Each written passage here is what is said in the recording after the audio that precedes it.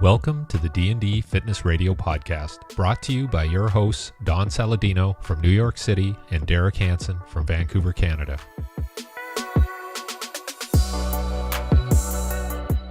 In episode 33, we speak with Shawn Stevenson of the Model Health Show. So we're sitting here with Shawn Stevenson, who I was fortunate enough to come on Shawn's podcast, the Model Health Show, right? That's right. That is the number one, I would say, health and wellness podcast. Frequently. I mean, changes. Well, yeah. I'm going to say it's number one. Can you give us your background a little bit? Because it's really interesting. I can go blow your head up right now, but I like hearing it from you a little bit. Yeah, sure. So I reluctantly got into this field. I had no idea that I'd be working on this side of the health space. I thought that for sure I was going to the NFL. You know, I was the kid around town, like everybody just knew in the neighborhood that, you know, Shawn he's got the juice. Yeah, I love it. And, when I got to high school, everything was looking great.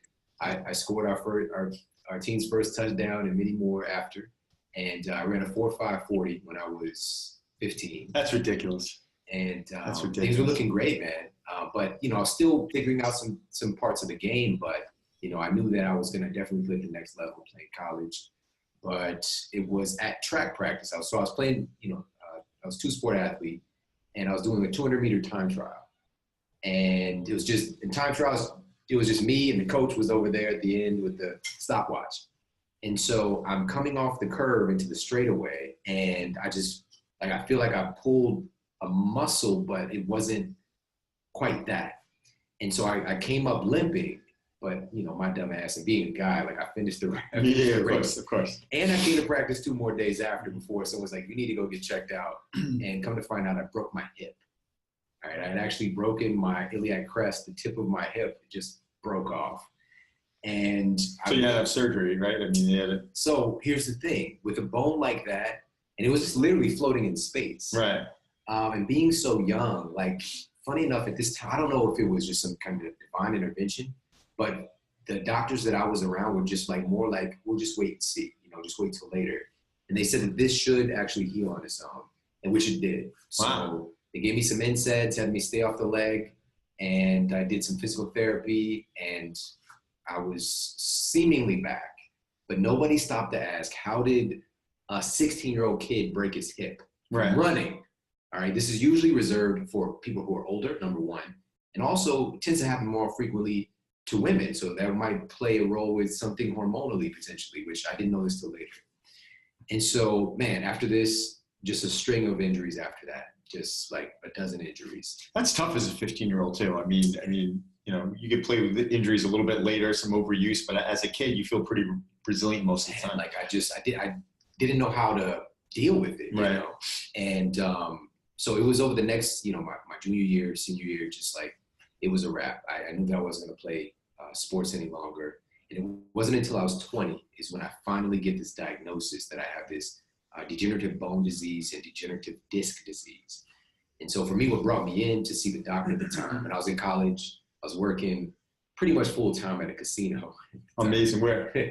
This is in Missouri. So wow. By the way, if you've never worked at the casino, don't work at the casino. My wife has, by the way. That's where I met my wife. Ironically, she's born and raised in Las Vegas, so I know all the time there. See this synchronicity here? But just the dings and the, whatever, just even while you're sleeping, it's you just think you're there. So anyways, I go in because I'm having this pain in my leg. I go in to see the physician, and he's like, he has me go and get an MRI of my spine. And I'm like, but my leg hurts. Why do we need to see my back? I had no idea how the body worked. Right. And we get the scan back, it's the MRI, and I have 2 ruptured discs in my lower back, L4, L5, S1, and severe degeneration of the disc, and my bone density was super low. And so he put it up, and I'm just like, okay, how do we fix it? That's what I was used to. And he was like, whoa, I'm sorry, son.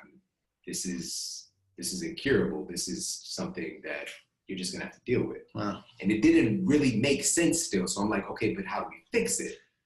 And he said, sorry, son, but you have the spine of an 80-year-old man, and there's nothing that we can do about this. We can help to give you some relief. Mm-hmm. And so he wrote me a prescription for some drugs. Eventually, it got fitted with a back brace, and he sent me on my way, man. And it was devastating. It didn't even hit then. It was in the next coming days. because, and this is the biggest thing, and I just want to share this with anybody whenever I get the opportunity. I don't know if you know this, man, but the gold standard of studies, it's a placebo-controlled double-blind study. And the reason we have to do that is that placebos actually work. Mm-hmm. They're about 33% effective on average in clinical trials. So you have to account for that. And so this is people just believing that this fake drug is going to lower their blood pressure or cure their erectile dysfunction, mm-hmm. or reduce their symptoms of depression, or even kill their cancer cells, right? All of these have been clinically proven to change based on the person's belief in a drug, right? So I often tell people the most powerful pharmacy in the world is the human mind. Now, placebo is one thing. What he did to me was something called a nocebo effect, right? This is when you give a negative injunction that something bad is gonna happen. So by him telling me that this is incurable, there's nothing you can do, and him being an authority figure, my cells, everything about me believed him. You know, then why wouldn't I believe him? And so this is like when somebody says, you know, you have 2 weeks to live, or, you know, you're never gonna walk again. And so I went from a nuisance of a pain to chronic debilitating pain. And dude, like, it's a nightmare to think about it, but on a scale of 1 to 10, I would get a 10 level pain, but it would be for like a split second, like less than a second. And it was just like a ghost. So it just, I couldn't put my finger on it, and I couldn't explain it to anybody, but it had me terrorized, man. Like, I was scared to get up. I was scared to, you know, literally, like metaphorically as well, like, stand up for myself. Wow. And to, you know, kind of wrap the story up. Obviously, it's a happy ending. Yeah, of course. But what changed, and it took 2 years. You know, some people I kind of see myself as a pretty fast learner, but I was slow as shit learning this lesson, which was, I had been putting my health, the responsibility of my health, off onto my doctors. Like, and they are, of course, like I was just with Mark Hyman. We've got some amazing physicians who are in my life and who are just colleagues now. And, but they're coaches. They don't do your push-ups for you. They can't walk in your shoes.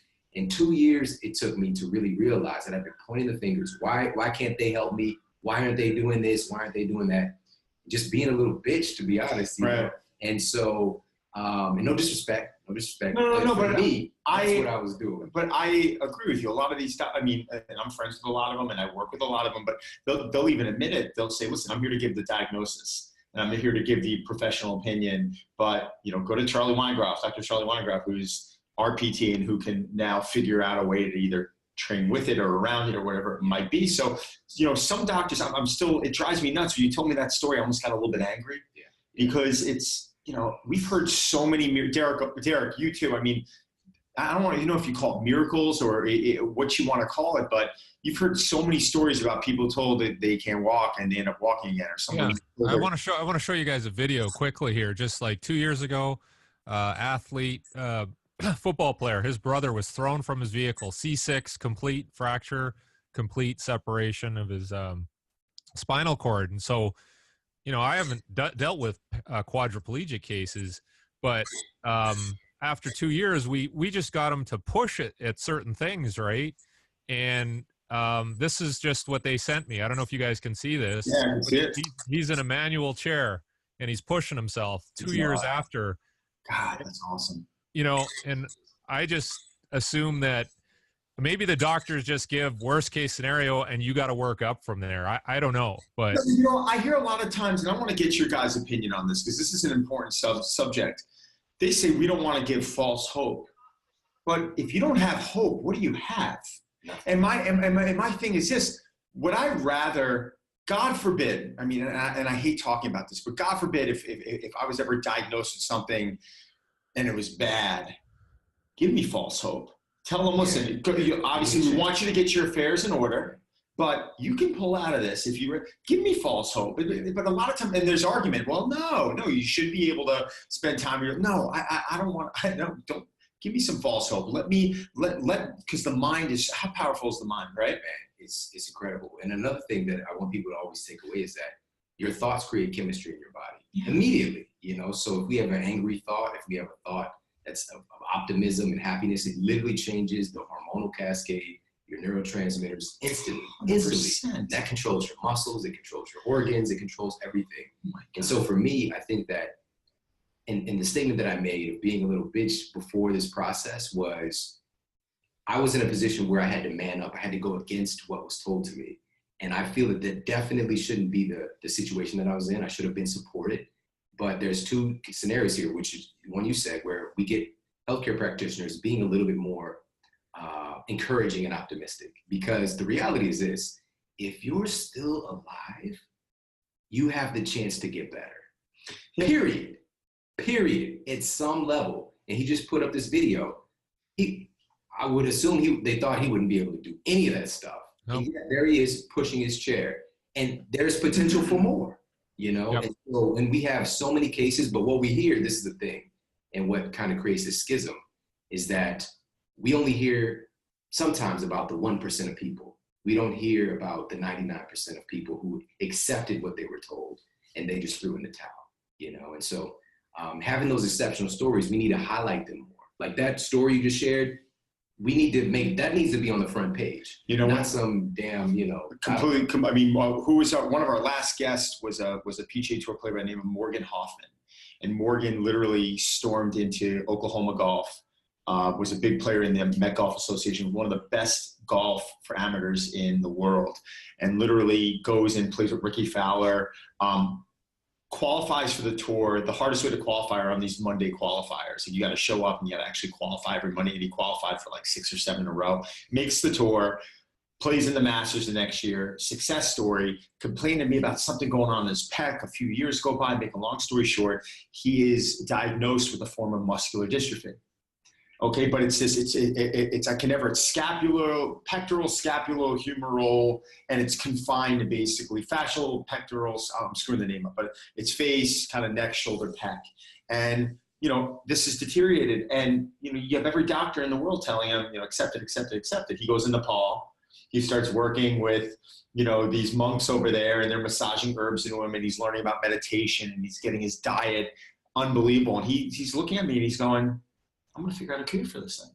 There's a bigger lesson for me than being a golfer. I'm going to get back to playing golf, but I'm going to find a cure for this thing, and I'm going to motivate poor little kids and people who are diagnosed with this. And I'm like, what a beautiful attitude to have. Like, who is some doctor to tell him, all right, we don't know what there's a cure for anymore. We don't know what we're going to find out in the future. Like, go for it. This is another big insight, is that every illness or every set of conditions is unique. Mm-hmm. There is no two cancers that are alike. There is no two diabetes that is alike. It's completely individual to the person.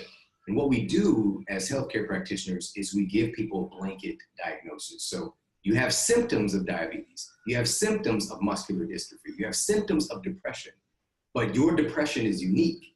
Right. And the treatment needs to be unique. Right. And what we tend to do as well with the treatments is it's just you throw the same thing.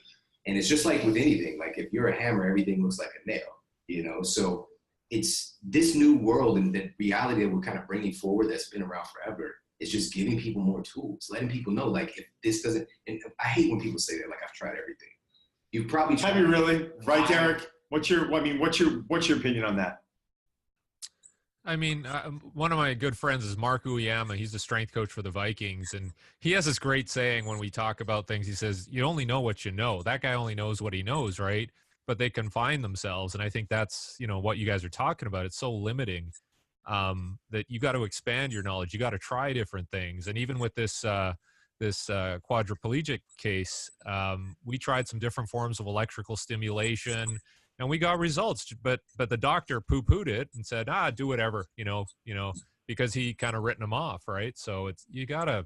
What's that mean now for this gentleman? I mean, first off, he's told he's never going to walk again, right? He's not going to be able to move his arms, and now clearly by that video, we see that he's gaining life back in his arms.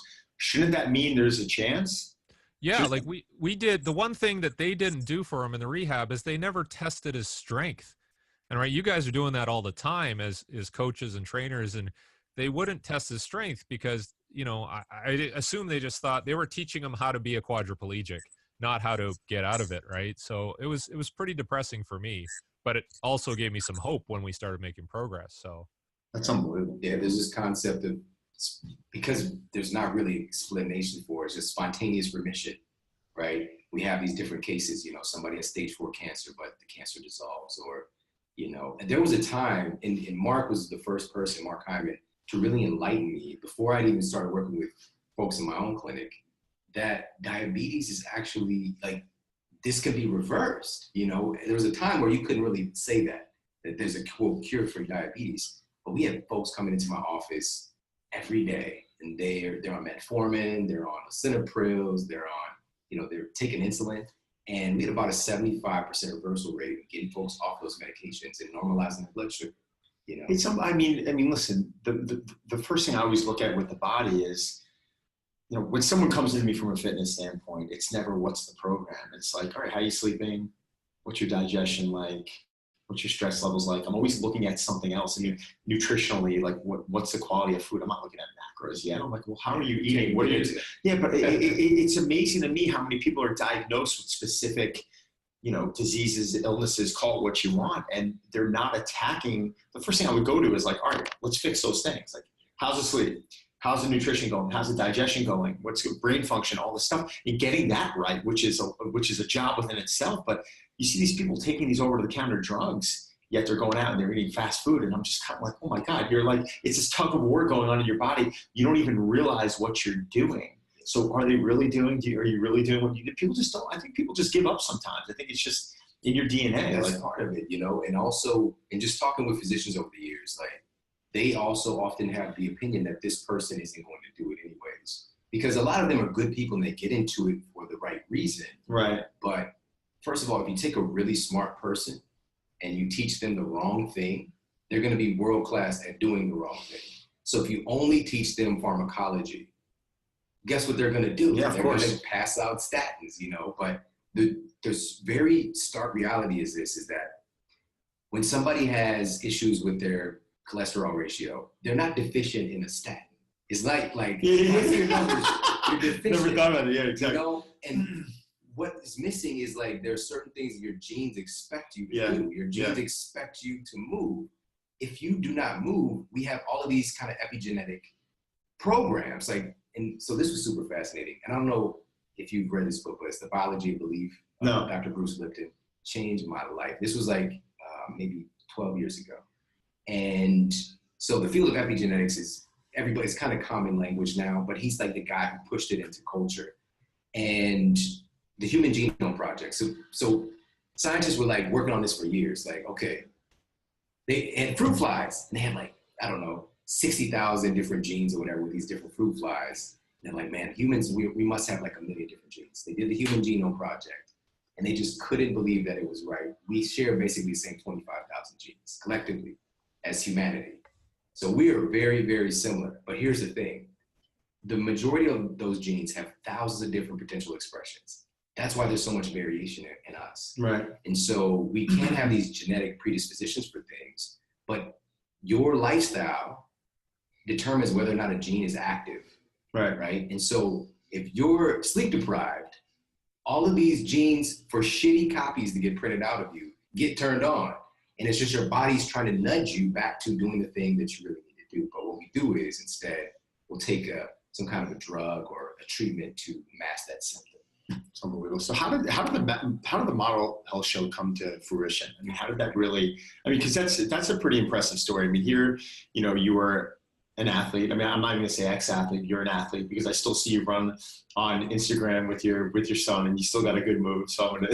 I don't know if your boys beat you yet in a race yet. Is he or not? I don't know. I don't want to find out. I don't want to find out. But you look like you still got a good move. So you're still an athlete, but here you are, an athlete that has become this encyclopedia of knowledge, and you decide to launch a podcast. And like, did you ever think like, how did this take off, man? This is such a good question, man. But so just going through the process of really taking back ownership of my own health and transforming my own health, I became so inspired, man. Like I had this illness. By the way, 9 months after making the decision to actually get well, take control, I got a scan done on my spine, and my ruptured disc had retracted on their own, and that degeneration was just essentially gone. And my doctor is very similar to what you said earlier.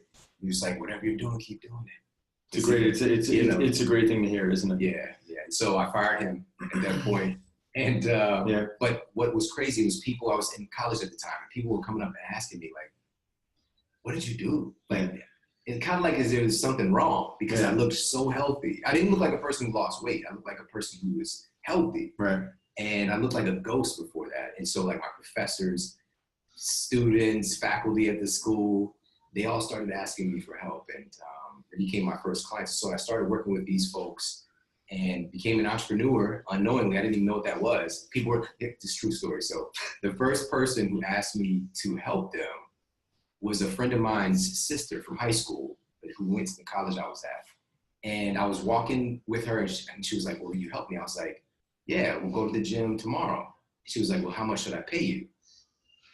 And I literally had a pause in reality. I was like, she's gonna pay me? Yeah, well. For something I do anyways? Yeah. I was like, $7? $7, man, $7. I love it. $7 a session. Did she bark at that or no? No. I'm about to say, you know? She barks at that, throw her out, tell you don't want to help her out. So 10 years later, strength and conditioning coach, opening the clinical practice. I work with thousands of people in a one-on-one context. And at a point, man, bringing people into my office, I'm on the board and I'm reverse engineering, like this is how diabetes works, you know. It's the pancreas and the beta cells, and da-da-da. And I'm seeing the light in people's eyes. And it was very inspiring to see those moments. But the work of doing it really started to weigh on me because I was just like, I need to write this shit down. Right. I'm saying this to one person every day, person after person. And so this podcast opportunity showed up. And so here's what happened. So here's how I started. I was doing a TEDx in Las Vegas. After Las Vegas again. I love it. And I spoke right after the mayor at the time. I think he had just Goodman? Oscar Goodman? The one who was like the mafia guy? Yeah, Oscar Goodman. He spoke on stage before me. So this is kind of the eclectic, strange group of so it was probably packed in there by the time you got up there. It was interesting. Everyone loves him. It was interesting. And he made like some weird legislation where if there's a movie filmed in Las Vegas, he had to be in it.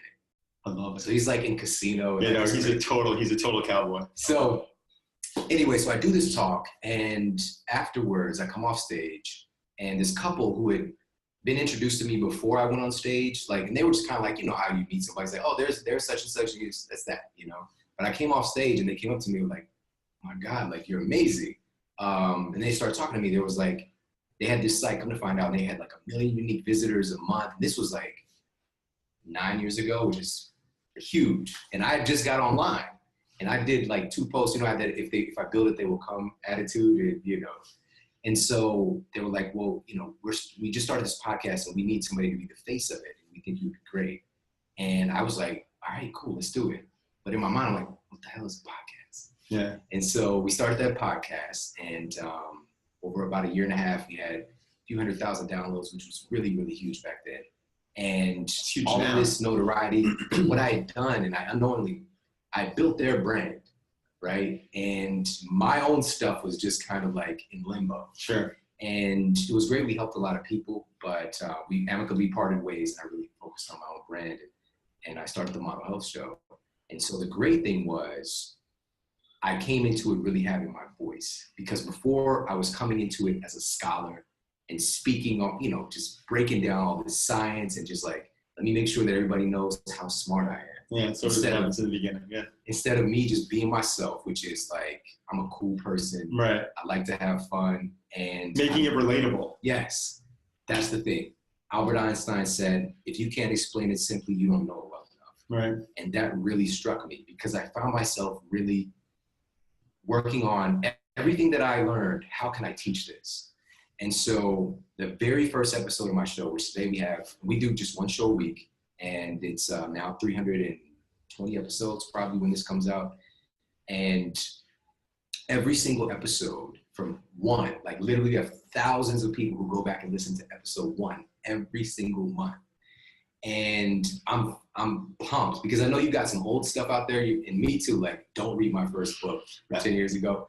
I am so confident and grateful when people click play on that first episode. I just listened to it recently, and I was so proud of myself. Yeah, it withstood the test of time, right? Yes. And it's really because of being authentically myself. That's really the secret. Well, you know, Derek, it's funny, you and I talk about this a bunch. I mean, I think it's like anything else in business.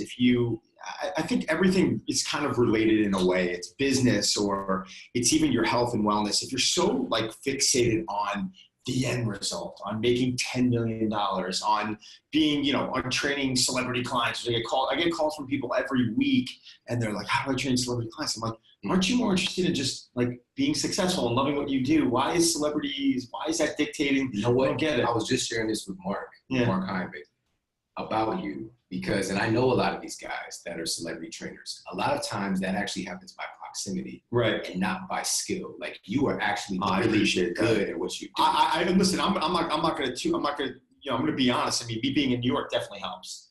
Because if I was living in, Arkansas, I'm not going to be training Ryan Reynolds. I mean, so I understand, and I'm humble enough to know that, there was definitely some luck involved. But the thing I can pat myself on the back for, and this is what I tell everyone to do, is whoever you're training, treat them like they're the only person that you're working with. And you gotta, it's not just about that hour session. You gotta be messaging them at different hours. Like, if the client's traveling today, have a safe flight. Like, you gotta make them understand and know that you really care. And that can't be fake. Yeah. You know what I'm saying? Like, you've got to really, to be great in this industry, it's Derek. Derek came into town. When I met Derek, he was working with Benicio del Toro.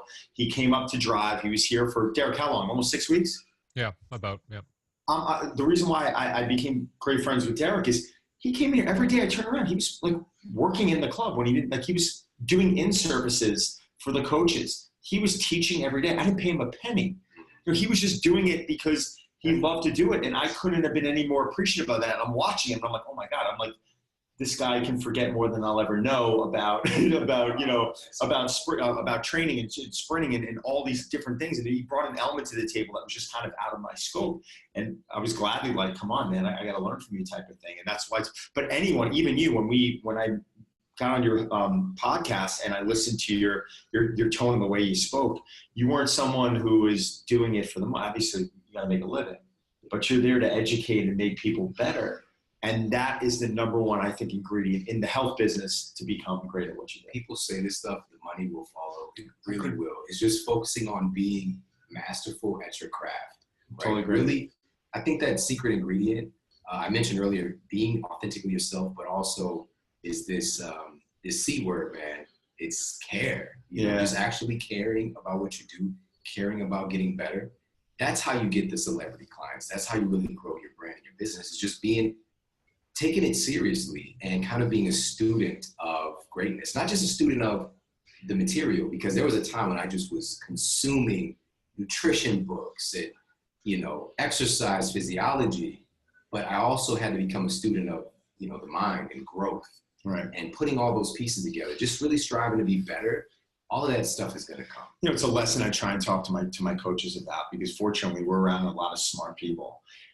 There's always someone smarter, and there's always more to learn. And part of even me in business and with brands, I will continue my education as a trainer.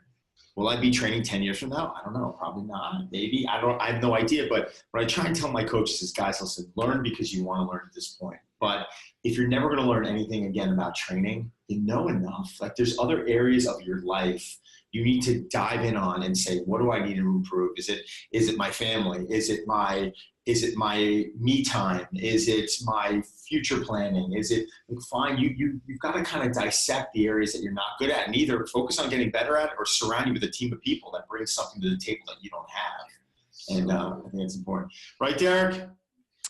Yeah, I think I went out last night, and one of the kids that's an intern or working with us, he's like, oh, how did you get involved with the NFL? And I said, well, I don't know, like 10 years ago, I just started writing articles on my thoughts on how I would prepare, right? And then, eventually I get invited to the combine to speak, and then again and again. And then, teams start calling on you because you're known as somebody who has some common sense. But it wouldn't have happened unless you kind of just started somewhere and put some information out there. And that's all I would, like you said, like, you have to be passionate about it and just be consistent and persistent, right? So totally agree. Now, I'm curious about one thing here. What is because any any person who's great in this field, I like hearing what their daily routine is. I mean, I'm assuming you have a daily routine. You've got, or at least a part of your day. Can you go through it for us? And I don't care how American Psycho it sounds. I want to hear the whole thing from start to finish, if you know what I mean. Because I know our viewers are going to be interested because they're going to steal some stuff from you.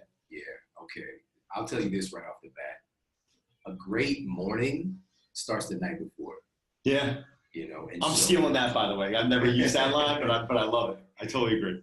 And this comes with having an evening routine that sets you up for a great night of sleep, because it's very difficult to manufacture energy. And where we really get that replenishment, it comes from our sleep. Mm-hmm. And so setting ourselves up for success the next day. So I'll just leave that there. But my morning routine looks like this. The first thing I do, and I've been doing this for over 15 years, very first thing that I do is I get hydrated. I drink about a liter, 24 ounces to maybe 32 ounces of high quality water. I love it. And the reason I do this is, every day, most people take a shower or a bath. But my argument is, isn't the inside more important? So I call this taking my inner bath. And when we wake up in the morning, it's one of the most dehydrated states that we're in, because it's like potentially, 7 to 8 hours of all of these metabolic processes taking place. And there's a lot of metabolic waste. And this, like when you go to the bathroom in the morning, your pee is super concentrated. Mm-hmm. And we need to replenish these fluids, because your body always preferentially chooses the higher quality, cleaner water in order to displace all the waste and the other stuff. I don't know if a lot of people know this, because when I found this out, it kind of freaked me out. But you have aquaporin ducts that can literally put water that's designated to get pissed out. If your hydration level is too low, your body will filter that back into you. So basically, it's like pre-pee. Oh, pre-pee. And wonder why, people are feeling shitty, like they got pre-pee going through their veins. Anyway, so with that said, first thing I do is get hydrated to start the day. And also there's this really cool thing that comes with that. I don't talk about this very much. It's called water-induced thermogenesis. And so it's a really fascinating study that found that just drinking, in this study it was 15 ounces of water, gave a boost to the metabolism where the person burned an additional 30 calories over the next, I think it was an hour, just from doing nothing but just drinking that water, And so, and they found that it was directly from the oxidation of fat, which is so cool. Nuts. So that's number one, get hydrated. Second thing that I do is I usually grab a book and I'll do some reading. And this could be something in my field, something about nutrition or self-development, but I read at that point. And from there, I do some meditation. And I've been meditating for probably about 12 years now. How long do you meditate for? When I started, it was a 32 meditation I did for 2 years. So that really built some muscle. Wow. Right, doing that. Now, and then since then I had another younger son. And so it changed. And so I started to do more kind of mini meditations. And he also meditates with us pretty much every day. It's good, smart. Yeah, it's really beautiful, man. And so that process has really created this buffer for me. And so no matter what's going on around me, people could be, it could be drama, upset, things are breaking down. There's this space that I've developed that just keeps this calm, cool sense of presence and understanding. And so I'm able to better access solutions. That's just one of the benefits. So I do some meditation, and then from there, I do some exercise. So I might hit the gym at that point, or I'll do something at the house. And so why I do this is really cool too. Appalachian State University did this study, and they wanted to find out your timing of your exercise, if it affects your sleep quality. And so they took exercisers, they had them train exclusively at 7 a.m., then they had them train exclusively at 1 p.m. in the afternoon, then exclusively at 7 p.m. in the evening. After they tracked all the data, they found that morning exercisers spend more time in the deepest, most anabolic stage of sleep. And they tend to have more efficient sleep cycles. And I thought that was fascinating. And what that is just like, that's how our genes are kind of lined up, is to like get up in the morning, be active during the day, and then kind of hide out at night because it's dangerous out there. Now we can do whatever we want when we want. And I'm not saying people can't, work out in the evening, whatever it is, but get that morning exercise in, because there's two benefits. It helps to reset that cortisol rhythm, get your cortisol elevated like it should be in the morning. Cortisol is not bad. It's just bad when it's produced at the wrong time, in the wrong amounts. And we get that benefit, and also you're going to have a tendency to sleep better, So that's how my morning routine starts. And then after that, I get to work. Or I might actually get in a little bit of work before I go hit the gym from actually going to the gym. And yeah, that's my morning routine. Did you do anything before? I mean, what was that line again that you said? Your morning routine starts the night before, which we're going to have to tweet, by the way. We're going to have to throw that up, and we're going to have to quote him on it, give him some profit. That's beautiful. But so you get home now from work, and how many kids do you have again? Three. I have 2 in the house. Okay. Now. So one of them is out of the house finally, and my 2 sons are there. So my oldest son is 18, my youngest son is 7. All right. So you are still in that state. I mean, my son's going to be 10 next week, and my daughter just turned 11. So we're in that mode of like, kids get home, there's homework, there's school. How do you because being a parent, listen, it's challenging. It's not. It's a beautiful thing, but it's challenging dealing with your child and having to, it's one of the biggest challenges I've had. It's been a blessing, but how do you wind them down and wind yourself down and kind of prep them and teach them because I want to teach them what I know, but I also don't want to force them in that direction so hard because I don't want to scare them and have them run in the other direction. Oh man, I want to embrace it. So how do you, I mean, for those parents out there, how do you set that example? There's this new term that has been kicked around recently called conscious parenting. And this is the beautiful part, is that we're coming into it knowing the influence that we have on our kids. But we really have to embrace it fully, I feel, and knowing that we are creating the environment, and so it's very difficult once you've entrained your child with what you might consider a bad habit, like being on their tablet or whatever the case might be. We need to be coming into it like, let's not create that situation in the first place. It's usually, prevention is worth a pound of cure, right? A teaspoon of whatever the statement is, So I came into this knowing, like my oldest son, and sorry, Jordan, he was the last person to get a phone. I love it. Good for you. 8th grade or whatever it was. And also we have a culture where, and he knows this. So when he comes upstairs, because his room is downstairs, when he comes upstairs to hang out with us, the majority of the time his phone is down in his room. Like, it's just not a big deal. Whereas a lot of teens, that phone is attached to them. I'm battling it with my kids. Derek, I don't know about your kids. I mean, your daughter that just ran in that track meet, how old is she? She's 12. So I got a 14-year-old boy, 12-year-old daughter, and a 6-year-old. So they both got mobile devices, iPads, and it's tough. It's tough. It's really tough. We try and kind of outlaw it during the week and allow them to have it on the weekend for a specific amount of time. Or I know if they do have an after school activity and they got to get in touch with us, we'll let them carry it for texting and there's specific things. But I'm scared about what's going to happen 10, 15, 20 years. There's so many things we don't know about these devices yet. I mean, they've only been around for 2 decades? Yeah, pretty much. I mean, when I was in college, I remember I had an AudioVox car phone with the cord. And I was like, everyone thought it was cool. But then after that, I got out of college. It was a pager. And people are paging. You're stopping at a payphone. My kids don't know what a payphone is. But the last decade and a half, what is going on with this stuff? I've noticed, even from the amount of time I'm on the train in this kyphotic position, I'm noticing I got to put a lot more time into my mobility. I'm noticing there's things going on with my vision. I'm losing my eyesight. Let's talk about this really quickly. So I talked with one of the top people in this kind of space, Dr. Robert Lustig. He's got a book called The Hacking of the American Mind. And so what's happening is, and I also wrote about this in my book, Sleep Smarter, because it's just like, why are we so addicted to our tech? Because that's the thing, is like, the first step with the addiction is admitting that we have a problem, right? And so we have a problem, we have a huge all right? Yeah. All of us. And so here's what's going on, man, is that our physiology, a big driving force for us is this dopamine. Mm-hmm. It's kind of like, we've considered this was about happiness. It's more reward centered, and it kind of drives us to explore, to grow, to do things in order to get the reward, right? And so what happens with this dopamine system is that it drives us to seek, and the internet is perfect for trapping that.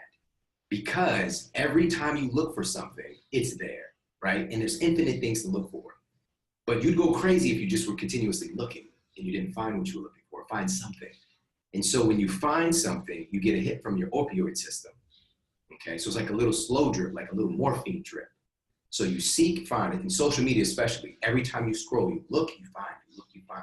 You're getting the dopamine, opioid, bubble bath taking place. And before you know it, like you're just doing these just checks, right? You're supposed to be working and you'll just check your phone real quick, right? Or you're supposed to be connecting with your significant other, you just check your phone. Hang out with your kids, just check. And you can't help it. We can't watch, an NFL game now I'm with my friends, and people are even carrying tablets to where at commercials, it's like, all right, how do I spend my time and how do I utilize my time? I was shocked, not to interrupt, but I was shocked the other day. I went to Instagram, had a sit-down meeting with them. They've been fantastic, by the way, and giving you little printouts on what's going on with your business and your following. And they told me that my average follower, not coming back to look at me on Instagram, but my average follower spends roughly 38 times a day jumping on and off Instagram.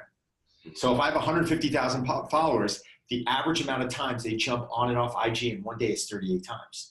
Think about that. That's just Instagram. Yeah. That's not their text. That's not their emails. Facebook, all this other stuff, emails, texts. How about the web? So that's one in 4 or 5 things that that's scary. The thing that scares me is you've got these radioactive waves in here that we obviously know exist because they're telling you already to put it on airplane mode. I'm wearing these Apple earpieces that are awfully comfortable, and you very well could be sitting there with them in your ears, cooking something in your brain. Yeah. I'm a little nervous. What's going to happen in a couple of decades? So I decided to research that because a lot of people are like, well, we don't know yet. Well, you don't want to be an experiment either. So we do have some early evidence that especially kids, because their cranium is not fully developed as well as their brain, we're seeing more midbrain tumors than we've ever seen before. Oh, God. And a big contributing factor is this, because it is radiation. It's just a different frequency that can, over time, especially if you're constantly holding your phone up to your head or keeping your phone on your person, it can develop some issues. And so now, here's the thing that's different though. People are texting a lot more, which is getting their head off of it. But there was a time there where we just stayed on the phone. Right. So here's also another little insight. And knowing that we have this addiction, what we have to do is to replace it with something of greater or equal value for ourselves. And also we have to do this with our kids. We can't just be like, get off your phone, right? Because when you tell somebody, it's human nature, tell somebody not to do something, they're gonna wanna do it more. And so what we do as a family, like we just make it fun. Like we make it a good experience just to be around each other, you know, and coming into that consciously. And so my son knows that when he's spending time with us, something good is going to take place. Right. Not always necessarily, but there's a good chance. And he also understands this because of our communication. And also, I think one of the greatest gifts we can give for our kids is to have someone else tell them, right? So he's been having the opportunity to be around like people like Don, for example, soon enough, hopefully, you know, but just getting around these different environments and having other people that he looks to, that he's inspired by, say, you know what, family is what's most important. You know, it's so important. And Derek, I want to get your insight on this, but I was talking to my wife the other day, and we were joking around because my wife is very intelligent. She's a very smart woman. She's a very good reader. She's one of these people that can sit down with a Harry Potter novel and knock it off in one night and read for 10 hours and feel like she's doing something fun the entire time. And I said, wow, I struggle sometimes to read 10 pages. I get exhausted. I'm not trained to do it. I says, how did you develop this? Is this something that you always had? She goes, it's funny. When I was a kid, my parents used to reward me with books. Gives you the chills a little bit, right? I mean, it really does. Like, wow. She's like, when we used to do something good rather than, because she's like, my family didn't have a ton of money growing up. We lived in a 1-floor house, and they're beautiful people, and they've done it incredible for themselves with their family and their life and their careers now. But she used to get rewarded with books. So she says her and her brother would get excited, and when something good would happen, they'd run to the bookstore and they'd be able to pick books out. They'd run into a bookstore like it was a toy store. And that to me is like, that's something special, and that's something that I wish that I had growing up and I didn't. But listen, it's never too late. I'm trying to make reading part of my life. Derek, were you a reader? Yes. Yeah. I mean, yeah. Like I like the physical bookstore. Like I used to go down to Portland, Oregon. They got a great Powell's bookstore, was like multi-level, and I don't think they have those types of physical spaces anymore, right? People don't go to the library. We have a bookstore in my town called Book Review, and it's still hot, and it still has signings, and you walk in there, you can grab a cup of coffee, and you walk the aisles, and you can look at books on the wall and it's sectioned off and you're looking at sports or fiction and you're sitting here going, well, even as someone who grew up not a huge reader, it's exciting. And I hope we don't lose that, but I feel like that we are. Yeah. I mean, I remember the experience here when I came to NYC. This might have been the first or second time. And I went to the bookstore, saw my book there. That's special. And just having that experience and also just being, because it's a vision that we have. It's like, we want to be in the bookstore. Same thing, especially when I kind of woke up and I became passionate about something, I spent a lot of times hanging out in the bookstore. But now, they are becoming extinct in many ways. But the good thing is, like, it's an opportunity for a company to do it the right way, to find out, okay, so what are people wanting?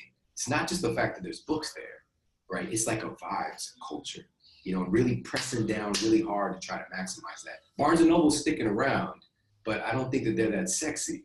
So I'm interested to see what happens. I miss Blockbuster. I'm going to pivot a little bit, but I miss, this sounds hysterical. Every night when I'm with, my wife tonight's like a movie night and fireplace. She'll send me a text and I'm like, I'm home late from work tomorrow night. She's like, done. And we'll light a fire and we'll pick a movie out.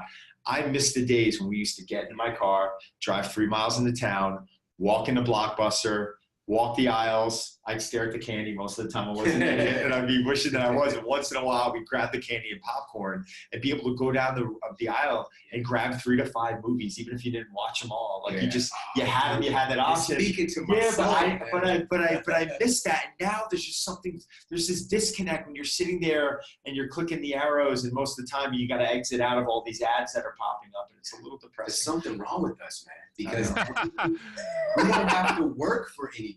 And that's trickling over into the way that society is operating. Again, wondering why you're not successful, wondering why you're not getting the clients that you want. We have this thing where we want instant access to everything because that's what, the internet is allowing us to do. I don't mind people wanting instant access, but I want them to understand that you've got to have this level of resiliency. There was something that my grandfather had when his family came over from Italy and they lost their home and they had to move into the attic of a restaurant. And he's working at a fruit stand at 3 a.m. before school when he was 10 years old, and then going off to school and then getting back to the fruit stand late in the day. There's this work ethic that everyone always says millennials, and I don't want to sit there and I don't want to bash the millennials because, I'm starting to feel old when I'm saying that. But there is something that I feel like that we've lost a little bit. Do you have an opinion on that? Definitely. That's exactly what I was alluding to. Okay. And I don't think that there's always an opportunity. Whenever we have these issues arise, there's an opportunity for something, And so even with Blockbuster, when that tanked, there was an opportunity for Netflix. Right. I remember when Netflix was like coming in the mail. Oh, you remember they sent the DVDs and you were getting them? Blockbuster's like, whatever. Yeah. They started to do it super late. And there's an opportunity there. Like, we're always going to progress and grow. That's a driving force for humanity, I feel. But so what I would say with that is, there's also, I think you've noticed this too, there are probably like a lot of young folks who follow you.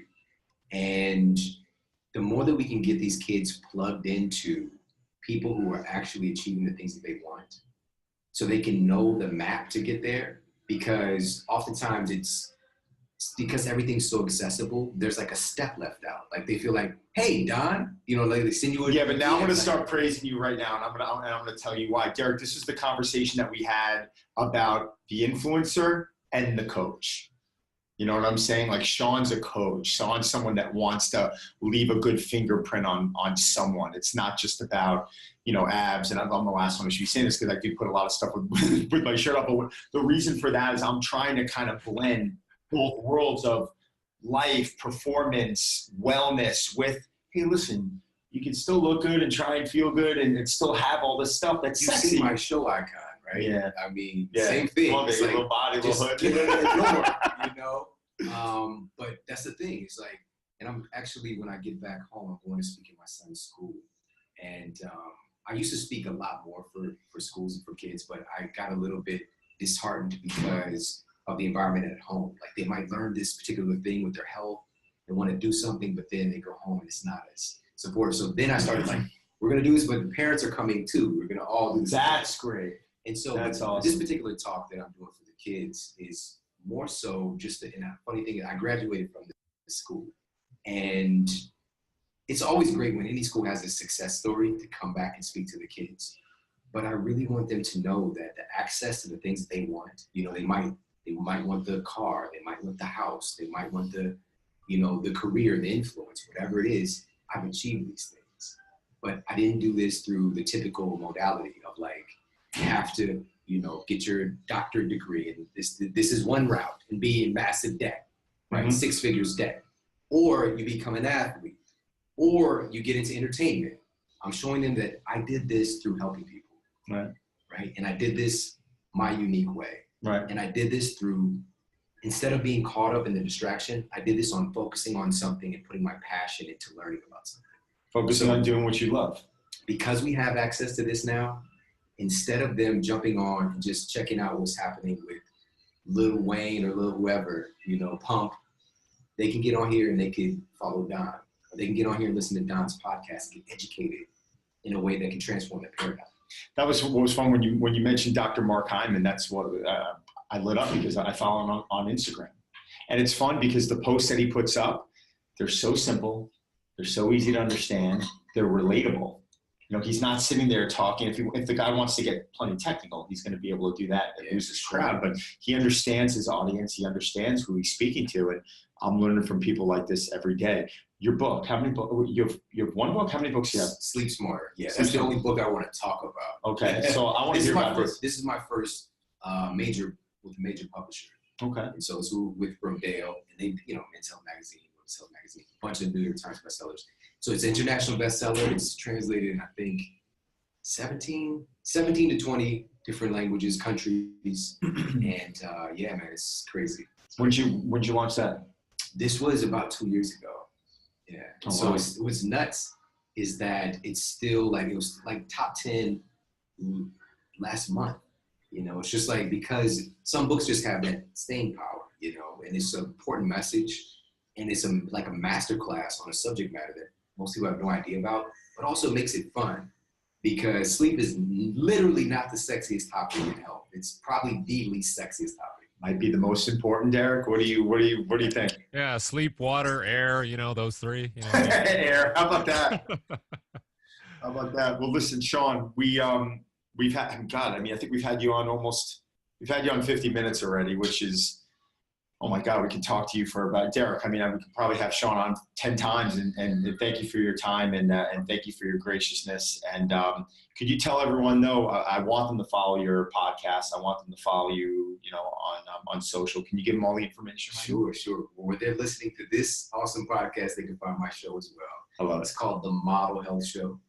And very grateful to say, just many times, as Don mentioned, been the #1 show in the U.S. Like, even saying it is just like mind blowing. But what we do, same thing with my book, we do master classes. And so whenever the subject matter, and I bring on the very best people in the world in their respective fields. And I also teach master class episodes myself, do solo episodes. So it's kind of unique for me in my show. And so The Model Health Show, and it's themodelhealthshow.com, is online, and I'm on social. I just got into the Instagram. But that's where I populate, though. It's good. At Shawn Model, at ShawnModel. And my Instagram is pretty popular right now. I have a lot of fun with it. What's next for you? What's next? I got a new book in the works. Okay. And it's top secret, but man, this is some powerful stuff. It's powerful. Well, Derek and everyone listening, let me tell you something. Out of all the podcasts I've been on, I probably get messaged weekly saying, hey, I heard about you from your podcast. So I thank you for that. And it was really a pleasure being on with you. And Derek, we should definitely do this again with Shawn, because I know he's going to be doing great stuff in the industry. And I know there's a lot that we didn't cover today, but I think it was a good first episode with you. Yeah, we'll list all your social media and all your addresses in the podcast. And are you guys going to go work out now? We already worked out. Oh, okay. I worked out. He worked out. Oh, he worked out at the hotel. Okay, hopefully he'll be down here tomorrow. But Derek, when are you coming back in town? I'm not sure. I got to go to Kansas City this weekend to go watch a game. So I got to figure that out after. So got to beat up on Denver. So. All right, brother. Listen, it's great catching up with you.